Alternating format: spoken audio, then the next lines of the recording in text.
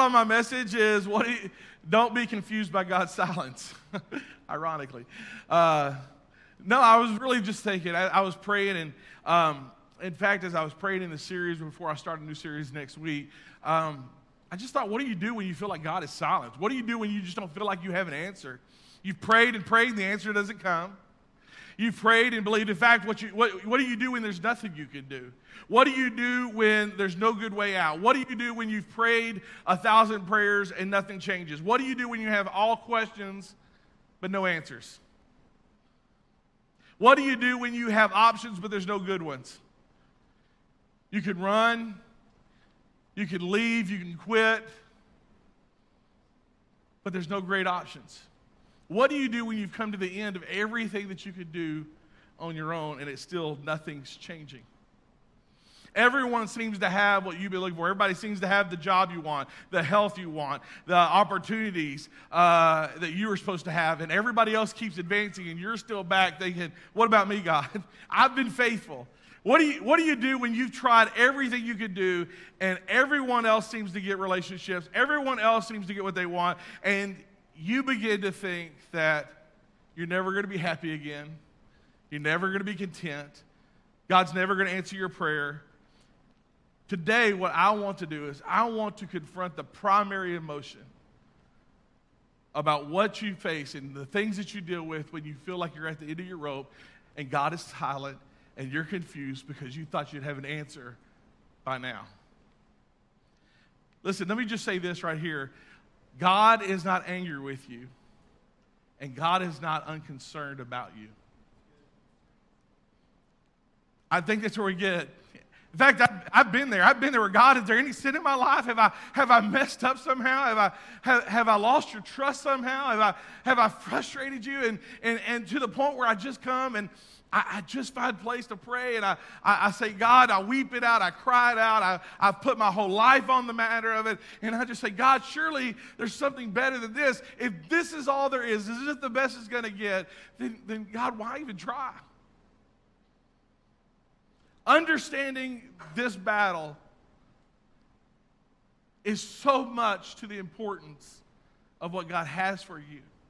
Understanding that you're just going through right now. And the Old Testament and the New Testament is filled with stories of place where God, some of God's favorite people, some of his favorite prophets went through very uncertain times, very difficult times without an answer, where it seemed like God had either abandoned them or forgotten them. And if God can do that, then where are we in the middle of all this? And so, but we find out the truth is most of the time when you read the story, there is a happy end sometimes, and that wasn't the case. God didn't forget anybody. God didn't abandon anybody. And so today, when we're in Matthew chapter 11, we find that Jesus is somewhere in Galilee, and he had just finished giving his disciples specific instructions of how to go around doing ministry. And he tells them what to do, how he wants to do it. And he heads out to do some ministry himself. And as he does, he's confronted with some of John's disciples. And the disciples come to him and they say, basically, John has sent us and he wants to know, are you the Messiah or should we go looking for someone else?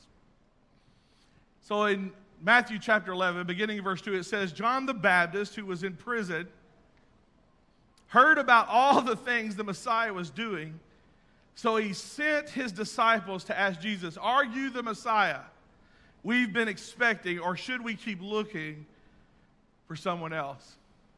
If you know the backstory about what happens here, John the Baptist is in prison. John was in jail by the king. Herod Antipas, the son of Herod, who was at the birth of Jesus, basically had married his brother's wife, Herodias, and has taken her as his own wife, which was also his niece, his sister's daughter. And John went around preaching about what a bad thing this was, and it infuriated not only Herod, but Herodias. And Herodias got tired of it, and she talked to Herod and said, I want you to have John arrested. She says this in Mark chapter 6, verse 17. So he's arrested and taken to Herod's palace in Marcus. And John of all people, is one of Jesus' favorite people. John announced the birth, was at the birth whenever he was still in the womb. He was one of the ones that they talked about. John was there when he was announced into ministry, when he said, "Behold, the Lamb of God." I mean, can you just imagine? Here's John, he's baptizing in the river Jordan, and Jesus is walking along the way, and he's coming up, and John looks up and sees Jesus and says, "Behold, the Lamb of God, which has come to take away the sin of the world." It's a powerful moment. John announces him as who he really is. They were related by mothers and their friends. They grew up together. And Jesus actually calls John the greatest who had ever lived. Matthew chapter 11, verse 11, it says, "I tell you the truth, of all who have ever lived, none is greater than John the Baptist." No one is more important than John the Baptist. So when Jesus heard that John was in prison, what do you think he would do if he had the power to do it? If anything, you would think, well, surely he's going to break him out. I mean, later on, we see where Paul and Silas is in the prison, and they just start singing songs, and the jail opens, and the prison opens, and they begin to walk out. We talked about that last week. What do you do if you're Jesus and you hear that your favorite person, the greatest in the whole world, is locked up in prison? Maybe he would send somebody out to go visit him. Maybe he would go visit him. Surely, of all things, Jesus would go at least to prison and jail and go have a few words and say, "John, how you doing? How you holding up? Is everything okay? Are you going to make it?" Maybe he would send some food his way. What would he do? You know what he did? He went the opposite direction. He went completely the opposite direction. The Bible says in verse 12, it goes on, it says, "He left Judah and returned to Galilee, and he went first to Nazareth and left there and moved to Capernaum." He went in the opposite direction as far as he could at that time as possible. So John the Baptist is in a desert, in a dungeon, and Jesus is living on the lake 130 miles by land. I want you to show the picture of the desert. Just skip the map. Just go straight to the desert. Just skip through that. Yeah. So John is basically on the backside of the desert, and he's this is where he's at. Somewhere up here was the jail. Go to the next picture. This is what John saw when he looked out his window. Nothing. Nothing but desert, nothing but loneliness, no life, nothing but death everywhere he looked. And where was Jesus? Show the next picture. Jesus was on the lake. Some of y'all were on the lake this past week. I'm just jealous, but I'm going there in June. That's fine. On the beach, in Gulf Shores and Navarra. I'm just saying. Go show the next picture. Here's what Jesus was looking at. Jesus is on the Sea of Galilee. He's basically has a lake ministry. He's going out there. We've joked around several times. So many of you guys go to the lake during the summer. We thought about getting a barge and having a lake campus.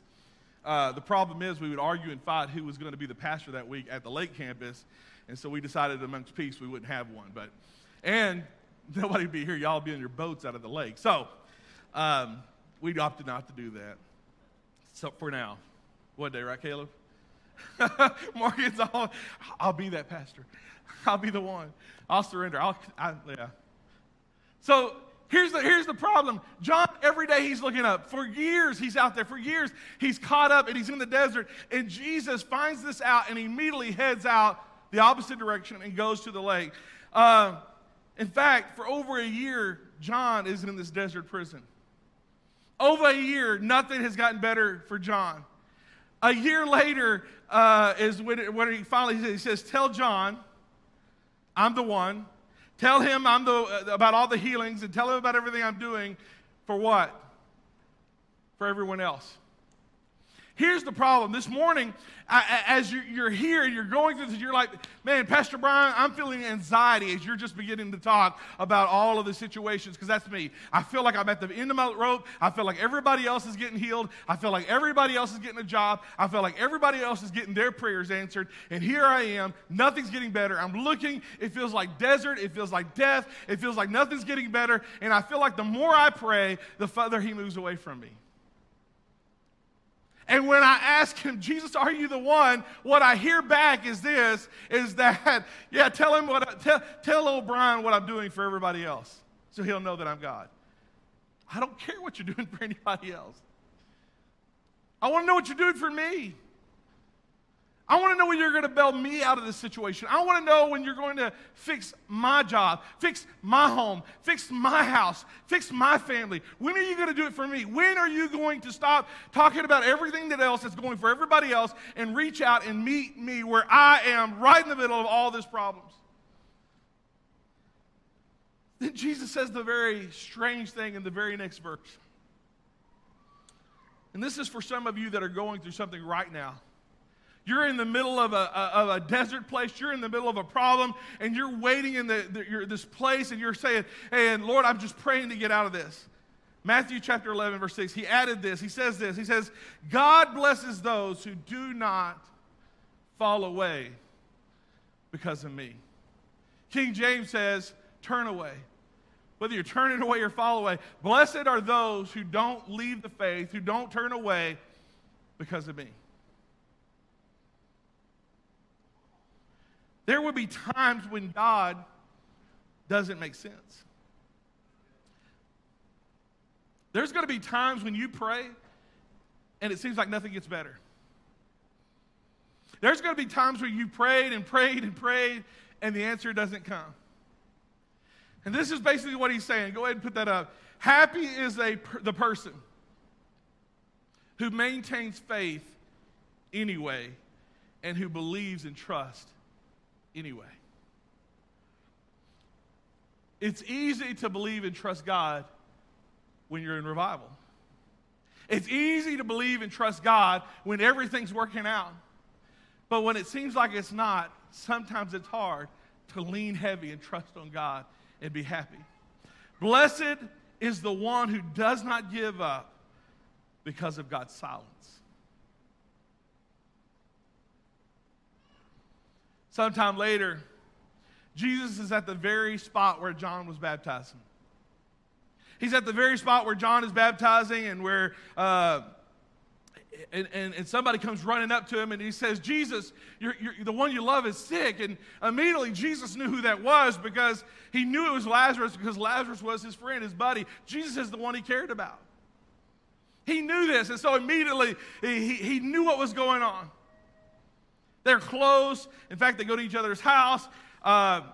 So Jesus' reaction is a little odd whenever you read in this. In John chapter 11, verse 5 through 6, it says, so although Jesus loved Martha, Mary, and Lazarus, he stayed where he was for the next 2 days.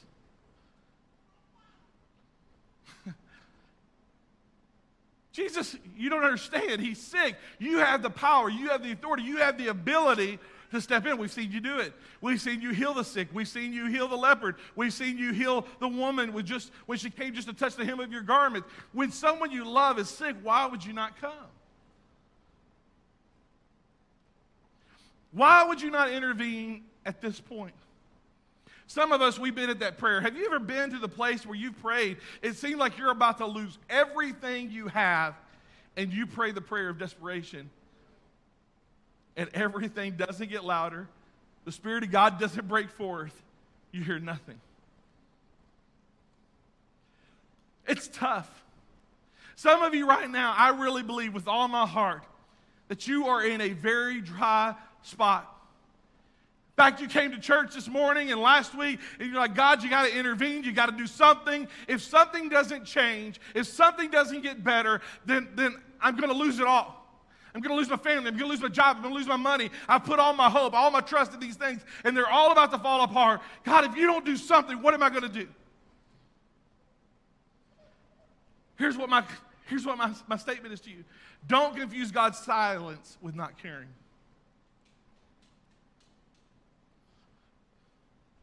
God is not angry with you, and God is not unconcerned about you. During these times, there are 3 lies we believe. And if you want to take notes, you can take notes here. There are 3 lies we're tempted to believe in these times. Number 1, I'll never be happy again. This is the lie that steals our joy. When you convince yourself you're never going to be happy, you lose joy. You're no longer happy. You're wanting joy. You're wanting God to refill it. But something happens because you've already convinced yourself you can't be happy because God hasn't answered the prayer. God didn't show up, so you're going to lose everything. So you're just going to be miserable. And you live in the depression. You lose your joy, all because you get to this place where you've given up. The second lie we believe is nothing good can come from this. He says he'll work everything to the good, but it doesn't feel like good. He says he'll work everything towards the good, but this feels bad. In fact, as far as the Richter scale, it doesn't get any better. And the problem with this lie is it takes our hope. Causes us to become hopeless. It causes us to pull back and says, I have nowhere else to turn to, nowhere else to go. I'm absolutely hopeless. The third lie that we begin to believe is there's no point in continuing. Why even try? This lie loses our purpose. No joy, no hope, no purpose. Let me assure you today, you have not been abandoned or forgotten by God. Your circumstances are just that. They're just circumstances. They're just circumstances. They are not proof of the presence of God or the absence of God. They're just circumstances. When you are tempted to grab hold of one of those lies, here's what I want you to tell yourself: I can be happy. I want you to begin to tell yourself something good can come from this. I want you to begin to tell you there's purpose in the pain. I want you to know that God is not finished just because it feels silent in the moment.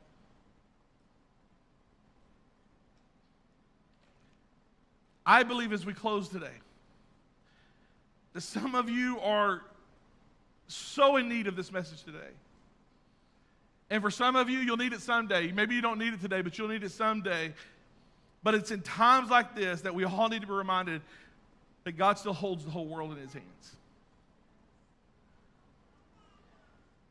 In fact, he holds your world in his hands. Don't stay confused by God's silence. Begin to trust him. Begin to say, God, even though I can't hear you, I'm going to trust you. Even though I can't see the next step, I'm going to trust you. Even though I've relapsed, I'm going to trust you. Even though I thought I've gotten past this, I'm going to trust you. Even though I keep messing up, I'm going to trust you. Even though it seems like it's never going to get any better, my marriage isn't going to get any better, nothing's going to get better, I'm going to trust you through this situation. And here's what I believe. One of the best sermons I heard at this church all year long was when Pastor Aaron said this: it's just a season and season changes. It's just a season and seasons change. You are in a season of your life where you feel like you're in the battle of your soul. You are battling for the very spirit of who you are. And I'm telling you, in the midst of trials, in the midst of some of the most difficult times in your life, there's still hope. There is still a God who loves you and cares about you and is where you are right now. Don't lose hope. Just because he's silenced for the moment, don't lose hope. You've heard it said, I didn't come up with it, that the teacher's always silent during the test. It's just a test. It's just a moment. But I believe if you hold on, God's going to turn things around. Some of you need healing in your family. Some of you need healing in your body. Some of you need God to intervene in situations in your life. Some of you are just fighting spiritual battles that the enemy's coming in, and you're like, I can't even control it. I feel so depressed. I feel so oppressed. And you're just praying. You're needing God to clear the dark skies. I'm believing he can do that. We serve a great God. Everything will turn around if we don't lose hope, if we don't give up. Sometimes we stop so short just of the finish line. Everybody standing in this place.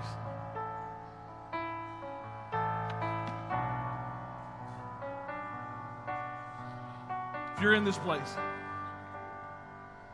and you're struggling, You've just about given up. You've just about come to the place where you said, I'm done. I don't know where else to go. I've tried everything. I feel so hopeless. I feel so empty. I feel so dry. I just feel like if God doesn't do something, man, it's over for me. There's hope. There's hope. There's something powerful.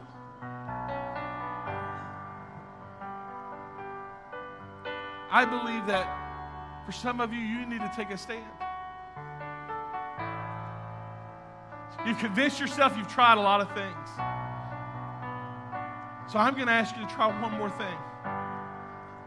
I'm going to ask you to step out of your pew and make your way to an old-fashioned altar, either front or just kneeling up here by the platform. And I'm just going to ask you to surrender to God. You've tried everything else, why not try this? The woman with the issue of blood said that she had tried many physicians, and yet she grew worse. But when she heard about Jesus passing through, she thought to herself, if I could just touch the hem of his garment, I know I'll be whole. And so she began to make her way through a crowd, though it was forbidden, though she shouldn't have touched anybody, though she was unclean. She began to push her way, make her way all the way to the front, till she could get to the very hem of his garment. And instantly, we know this because Jesus tells us that power and virtue flow through him into her. Some of you just need to be willing. You don't even have to push through the crowd today. You just need to have the boldness to step out of your pew, make your way to the front, and surrender to God. Say, God, here am I. I'm giving it all to you today. I've tried everything else. Lord, you are a way maker.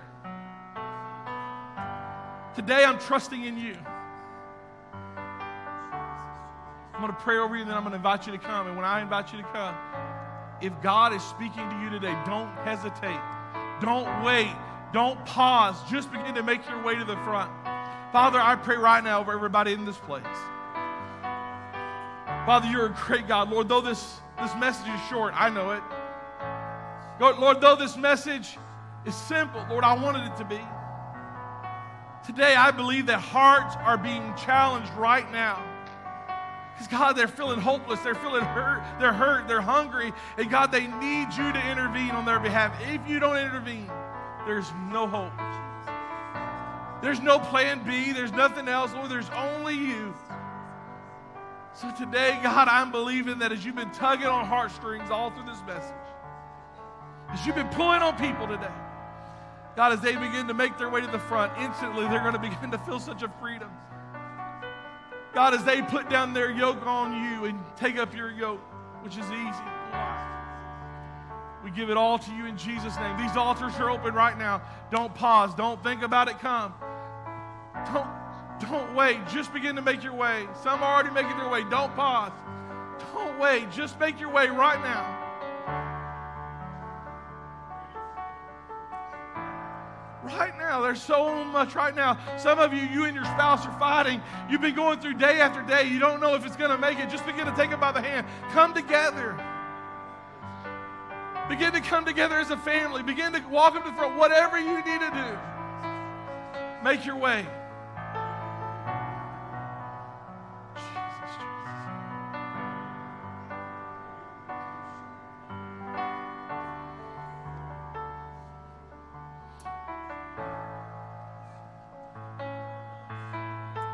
Some of you are ready. You're right on the precipice. I'm telling you, just begin to make your way. Don't pause. You don't have to go through today the way it's been the last month. It doesn't have to continue. You can start today, right now. I'm going to ask the worship team just to begin to sing, and I'm going to wait a little longer. I'm going to come back up here, but I'm going to give you an opportunity. And prayer team, you can go ahead and make your way up here. There's already people praying with people down here. As you come, you won't be by yourself. These altars are open. Find your way right now.